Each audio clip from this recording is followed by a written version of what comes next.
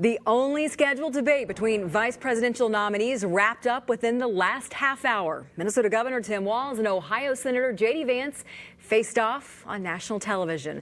From Israel, climate change and immigration to abortion, housing in China, many topics were covered tonight. Chief political reporter Tom Hauser watched it all with us and joins us with some biggest moments on the stage. Tom?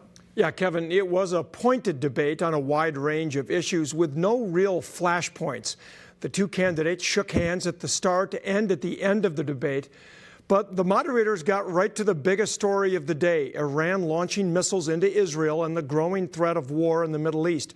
The two candidates sparred over whether Donald Trump can lead America and the world in dangerous times. Steady leadership is going to matter. It's clear, and the world saw it on that debate stage a few weeks ago. A nearly 80-year-old Donald Trump talking about crowd sizes is not what we need in this moment.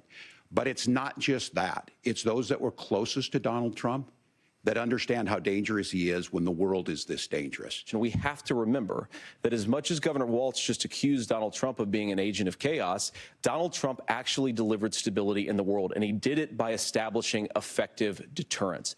People were afraid of stepping out of line. Iran, which launched this attack, has received over $100 billion in unfrozen assets thanks to the Kamala Harris administration. What do they use that money for? They use it to buy weapons that they're now launching against our allies, and God forbid, potentially launching against the United States as well. Perhaps the most awkward moment of the night came when Governor Walz was asked about whether he fabricated stories about being in Hong Kong and then China during the Tiananmen Square pro-democracy demonstrations in June of 1989. After first not answering the question, a moderator pressed him on it. Governor Walz, you said you were in Hong Kong during the deadly Tiananmen Square protests in the spring of 1989. But Minnesota Public Radio and other media outlets are reporting that you actually didn't travel to Asia until August of that year.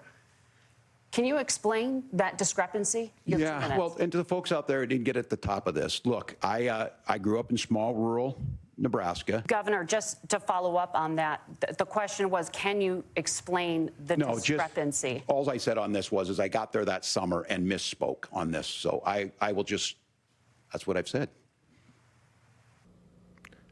The moderators also pressed Senator Vance on his previous opposition to and critical remarks about Donald Trump, saying he was unfit to be president. You're now his running mate, and you've shifted many of your policy stances to align with his. If you become vice president, why should Americans trust that you will give Donald Trump the advice he needs to hear and not just the advice he wants to hear? You have 2 minutes. Well, first of all, Margaret, because I've always been open. And sometimes, of course, I've disagreed with the president, but I've also been extremely open about the fact that I was wrong about Donald Trump. Now, there were some awkward moments for both candidates trying to explain their positions. Surprisingly, there was no talk about Governor Walz and delays in calling out the National Guard during the George Floyd riots. But there was a pointed exchange about Minnesota's abortion law that Walz signed into law last year.